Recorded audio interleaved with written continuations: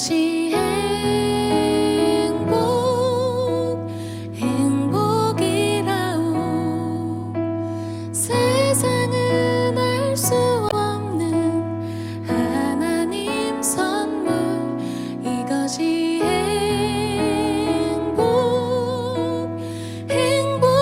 행복이라오. 하나님의 자녀로 살아가는 것. 이것이 행복이라오.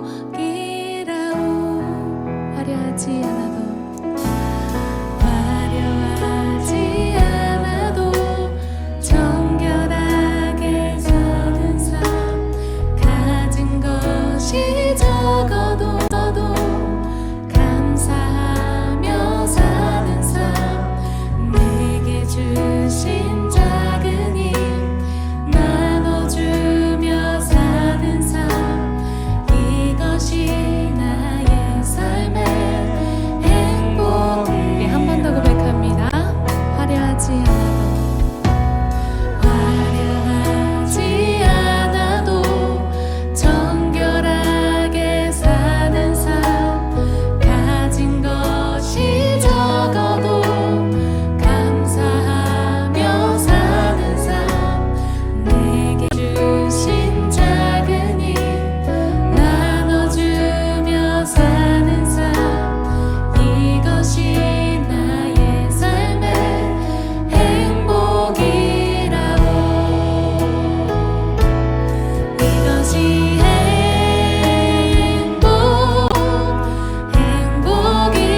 행복이라오. 세상은 알 수 없는 하나님 선물. 이것이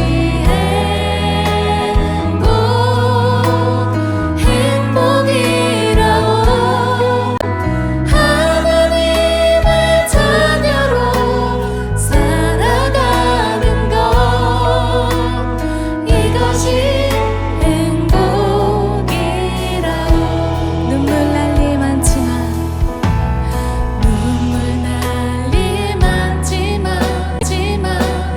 기도할 수 있는 것.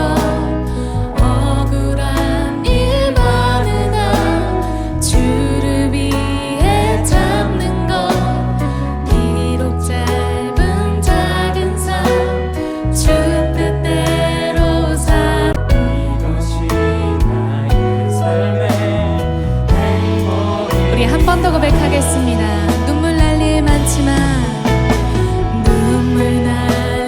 많지만 기도할 수 있는 것.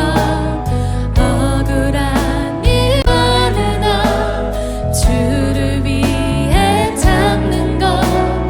비록 짧은 작은 삶 주 뜻대로 사는 것.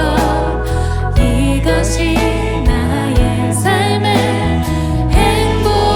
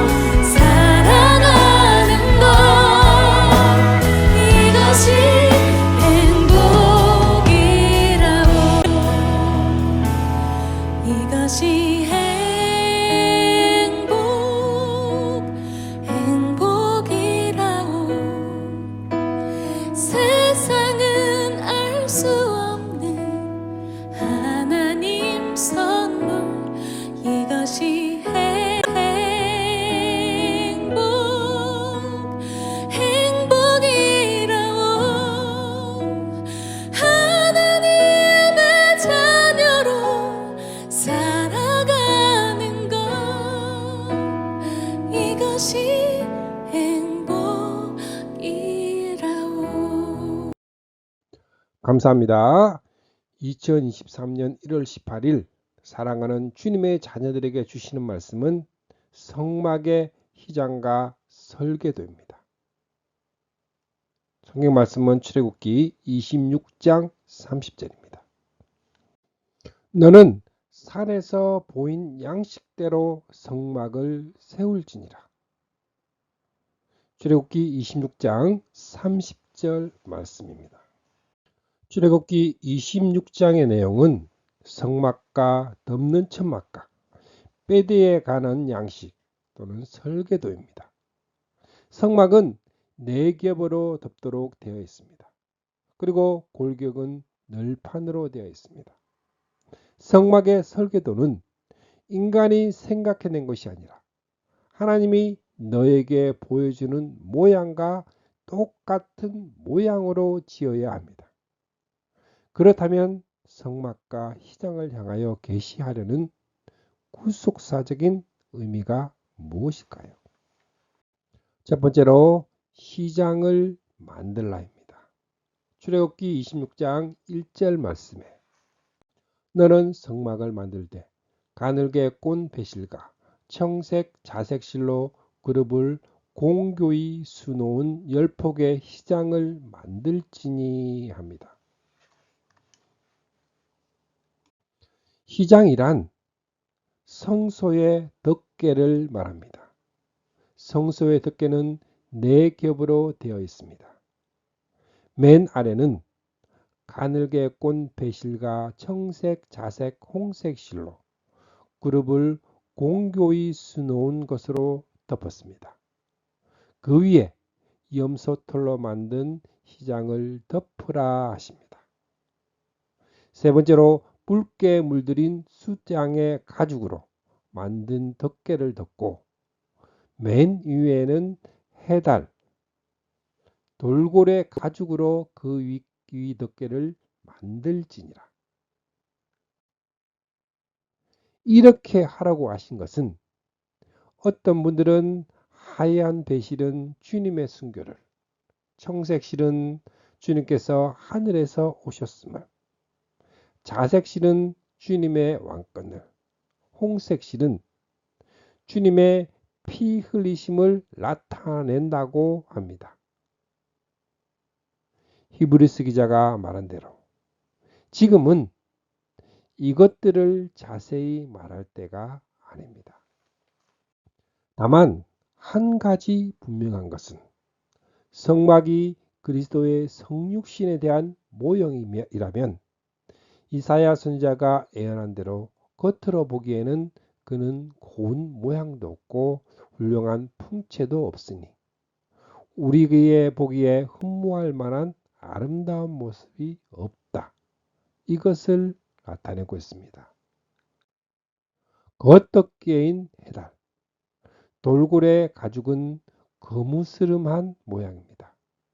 그것이 세월이 흐르게 되면 겉모양은 볼품없지만 속에는 조금도 손상을 받지 않습니다. 청색 실과 자주색 실과 홍색 실로 그룹을 정교하게 수놓아 짜놓은 아름다움을 간직하고 있습니다.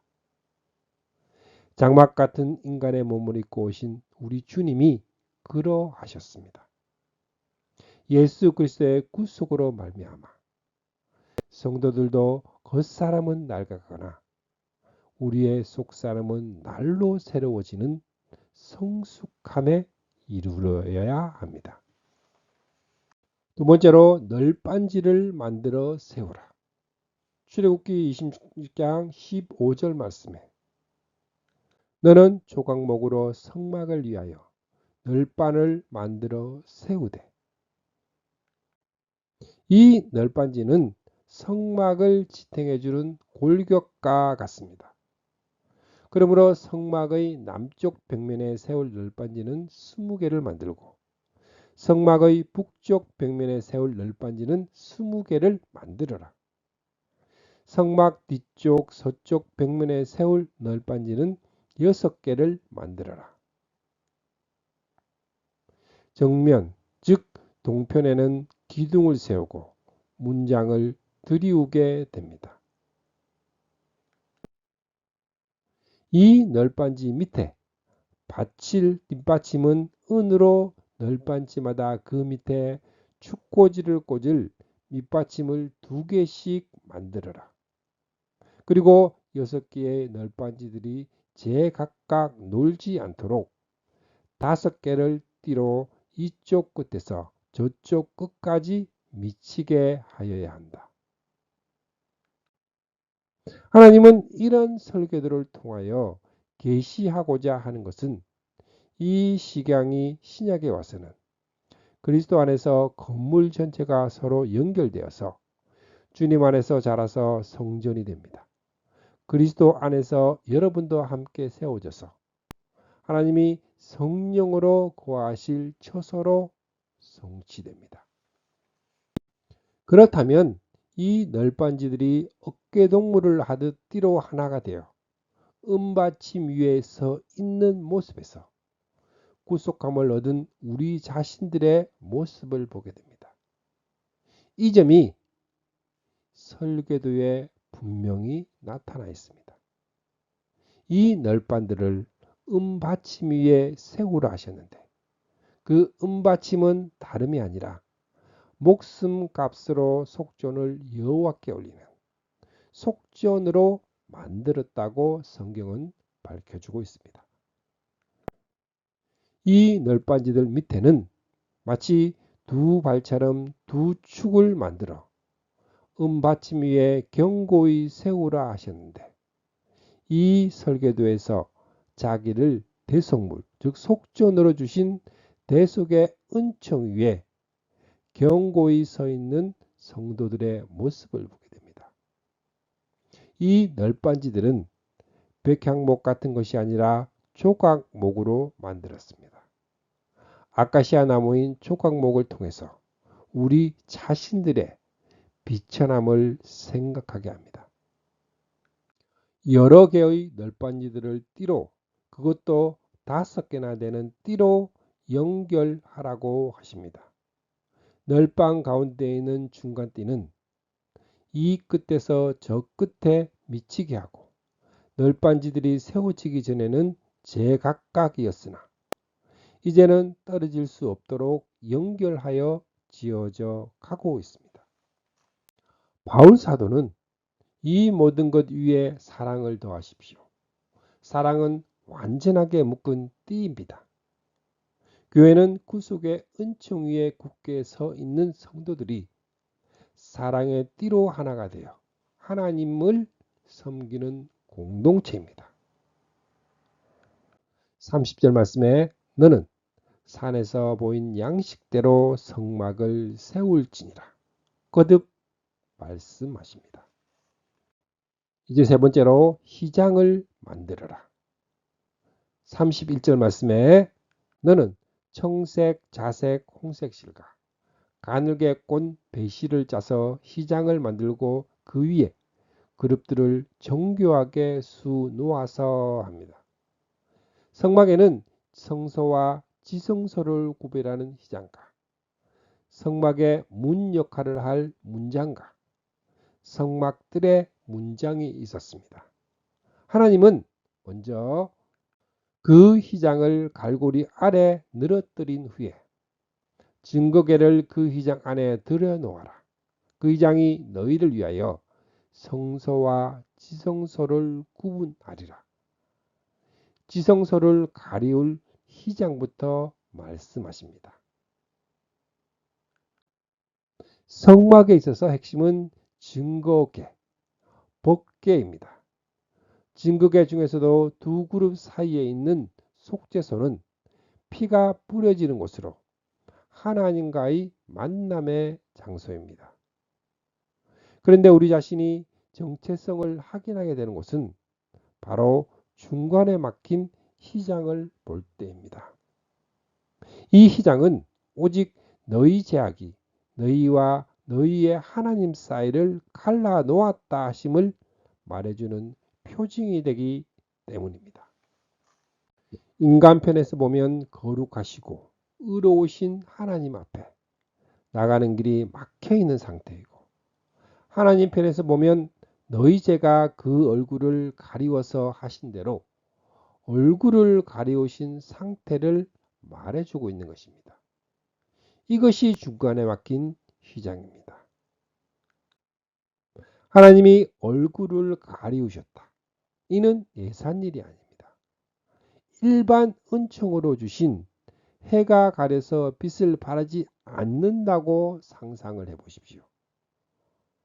하나님께서 그 얼굴을 가리우셨다는 말은 굉장히 비극적인 상태를 말해주고 있습니다. 그러므로 인간의 간구는 하나님의 얼굴을 비추어 주심을 간구하는 일입니다. 그러므로 하나님은 제사장들에게 이렇게 축복하라 명령하셨습니다.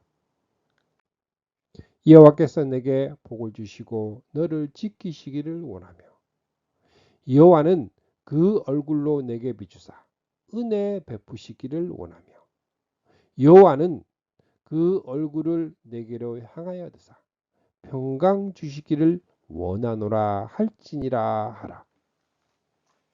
우리는 복하면 물질적인 축복을 연상합니다. 그러나 아닙니다. 하나님께서 얼굴을 내게 비추어 주시고 그 얼굴을 내게로 향하여 드신다. 이는 최대의 축복입니다. 구약시대는 하나님의 얼굴을 비추어 주시기를 간구한 기간입니다. 드디어 하나님께서 그 기도에 응답해 주셨습니다. 중간에 막힌 휘장을 열어주신 것입니다. 열어주시되 조금만 열어주신 것이 아니라 사람의 손을 댐이 없이 위로부터 아래까지 완전히 찢어 주신 것입니다. 언제 이런 일이 일어났습니까? 속죄소의 염소나 송아지의 피가 아니라 하나님의 어린 양 되시는 예수 그리스도의 피가 뿌려졌을 때입니다. 주님께서 십자가상에서 다 이루었다 선언하셨을 때에 그때까지 가로막혀 있던 휘장이 비로소 제거된 것입니다. 하나님께서 이런 양식으로 성막을 지으라 명하심은 우리의 죄로 말미암아 가리우셨던 하나님의 얼굴이 오직 그리스도의 대속으로만이 비추이게 됨을 우리에게 보여주시기 원하셨던 것입니다. 하나님이 그 얼굴을 비추어 주시기만 한다면, 하나님께서 그 얼굴을 내게로 향하여 드시기만 한다면 이것이 은혜요 평강입니다. 바울 사도는 어둠 속에 빛을 비춰라 하고 말씀하신 하나님은 우리의 마음속을 비추시면서 말씀하고 있습니다. 그러므로 성도들에게 있어서 가장 큰 근심은 나에게 비춰주시고 나를 고이 보이던 하나님의 얼굴을 가리우시는 일입니다. 성도들이 거룩한 삶을 살아가지 못할 때에 해가 구름에 가리우듯이 하나님의 은혜의 빛을 잠시나마 가리는 일이 될 수 있습니다. 이렇게 되지 않기를 근심해야 합니다. 출애굽기 27장 번제단과 성막들의 설계도입니다. 출애굽기 27장의 내용은 번제단과 성막들의 양식입니다. 25장부터 시작된 성막의 양식들을 말씀하면서 너에게 보여준 그대로 만들어야 한다고 강조하고 있습니다. 이는 가나안 땅에 정착하여 성전을 건축하게 되었을 때도 다윗이 말하기를 이 모든 설계에 관한 것은 여호와께서 친히 손으로 써서 나에게 알려주셨습니다. 성막이나 성전의 설계가 인간이 생각하는 것이 아니라 하나님이 보이신 설계대로 되었음을 증거해 주고 있습니다. 하나님은 이처럼 너에게 보여준 그대로 만들어야 한다고 강하게 말씀하십니다. 이에 대해 히브리서는 그들은 하늘에 있는 것들의 모형과 그림자에 지나지 않는 땅에 있는 성전에서 섬깁니다.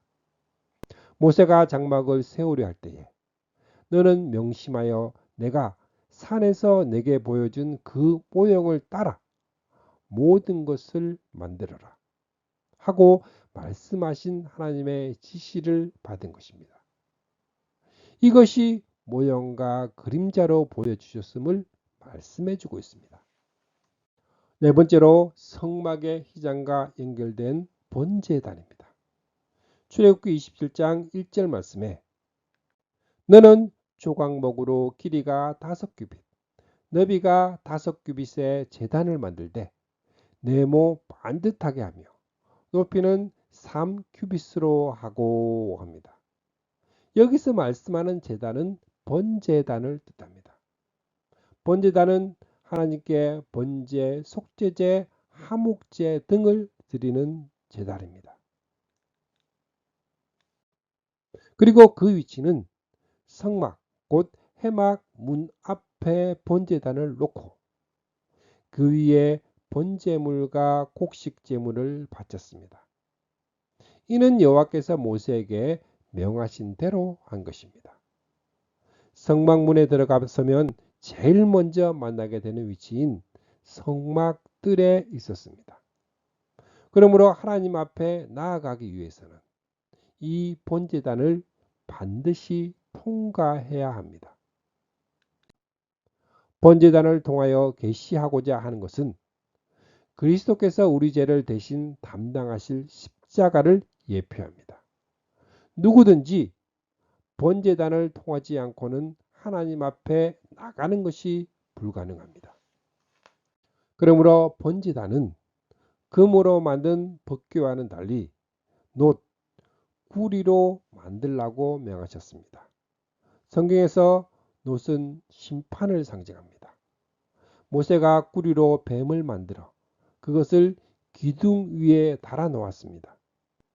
뱀이 사람을 물었을 때에 물린 사람은 구리로 만든 그 뱀을 쳐다보며 살아났습니다.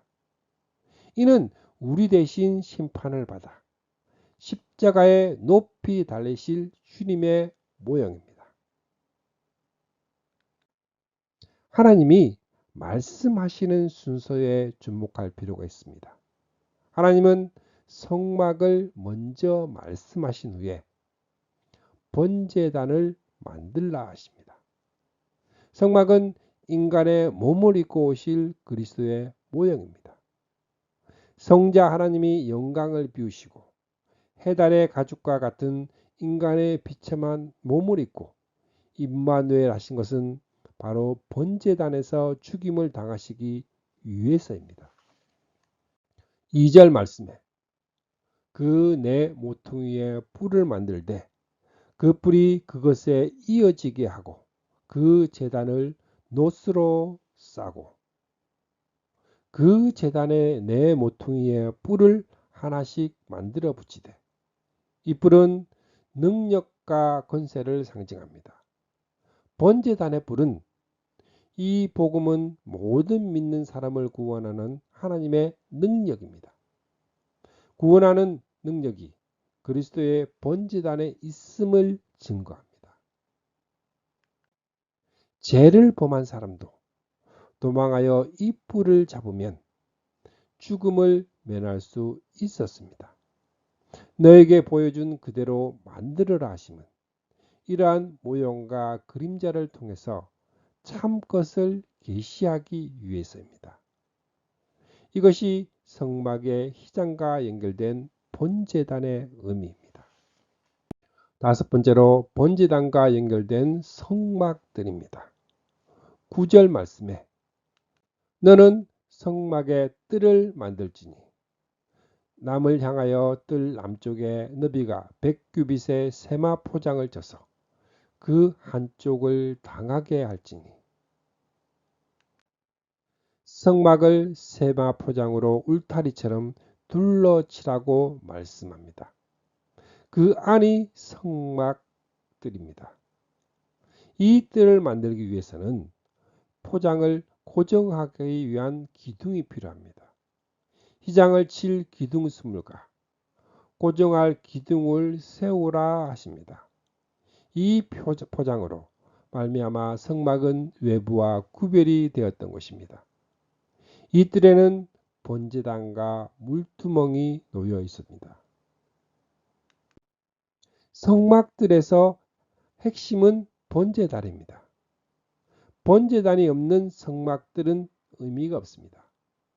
번제단을 통해서 구속함을 얻지 못한 이방인들은, 불신자들은 성막뜰에 들어갈 수가 없습니다. 그러므로 성경은 주님께서 택하시고 가까이 오게 하시어 주님의 뜰에 머물게 하신 그 사람은 복이 있는 사람이라고 노래하고 있습니다. 그러므로 제사장이 성소에서 분향하는 동안 백성들은 바깥에서 뜰에서 기도하고 있는 것을 보게 됩니다.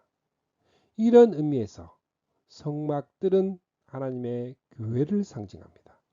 그리고 세마포 포장은 하나님의 교회가 세속화되지 않도록 거룩하게 구별함을 나타냅니다. 이처럼 성막들을 세마 표장으로 거룩하게 구별하기 위해서 기둥이 필요합니다. 기둥이 견고하게 서 있으므로 외부와의 구별이 가능합니다. 성막을 중심으로 빙 둘러서 있는 기둥들을 생각해 보십시오. 그리고 이 기둥에 세마 포장이 둘러쳐진 강경을 상상해 보십시오.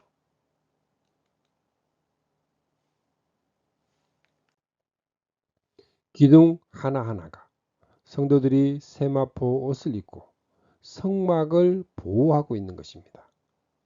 진실로 이 기둥들이 우리들의 모습을 나타내주고 있다면 나 같은 지혜인이 세마포 옷을 입고 견고하게 설 수가 있는 것은 오직 번제단이 있기 때문입니다. 그 번제단 내 모퉁이에 뿔이 있기에 가능한 것입니다. 여섯 번째로 번제단과 연결된 등불입니다. 출애굽기 27장 20절 말씀에 너는 또 이스라엘 자손에게 명령하여 감나무로 짠 순수한 기름을 등불을 위하여 내게로 가져오게 하고 끊이지 않게 등불을 켜되 아론과 그의 아들들로 해막한 증거궤 앞 휘장 밖에서 저녁부터 아침까지 항상 여호와 앞에 그 등불을 보살피게 하라. 이는 이스라엘 자손이 대대로 지킬 규례이니라. 백성들에게 감람류를 가져오게 해서 끊이지 않게 등불을 켜되 제사장들로 하여금 저녁부터 아침까지 등불을 보살피게 하라. 등불에 불똥이 안게 되면 불이 꺼질 염려가 있기 때문에 이를 보살피라는 말씀입니다. 이때 사용하게 하시려고 그 등잔불 집게와 불똥그릇도 순금으로 만들어라 명하셨던 것입니다. 등불을 켜고 그 등불을 보살피게 하라는 말씀이 등대를 만들어라, 불집게를 만들어라는 문맥에서 주어져야 자연스러울 것 같은데 성경은 번제단과 성막들을 말씀하시는 장면에서 말씀하고 있습니다. 그러므로 우리들도 등불을 켜되 저녁부터 아침까지 항상 켜라는 말씀을 번제단과 연결시켜 생각해야 합니다.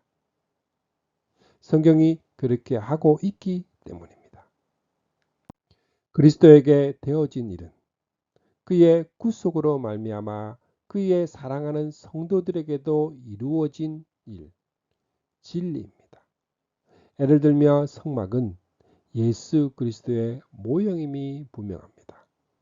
그런데 구속사역은 여기서 멈추는 것이 아니라 구속으로 말미암아 성도들의 몸이 성막이 되었다는 데까지 나아가고 있습니다.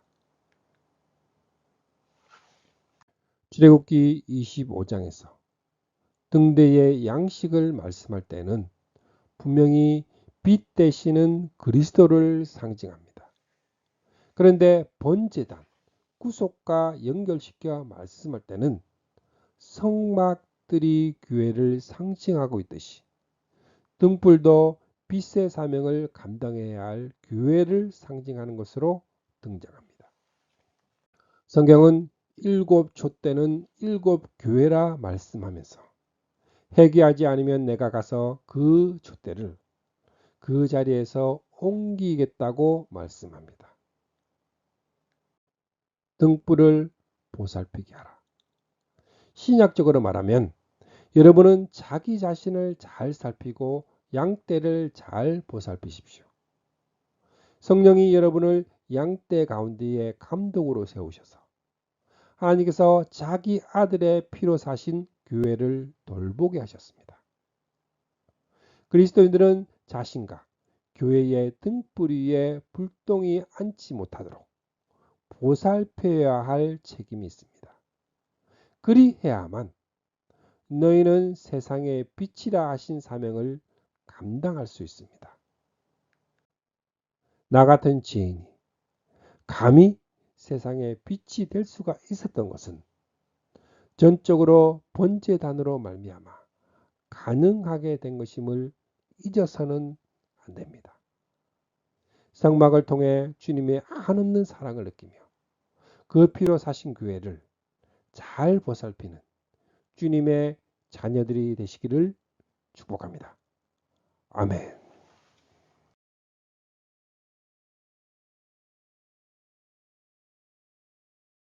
말씀을 통해 주님의 사랑을 느끼며 주님의 은혜의 축복을 받는 기도의 시간입니다.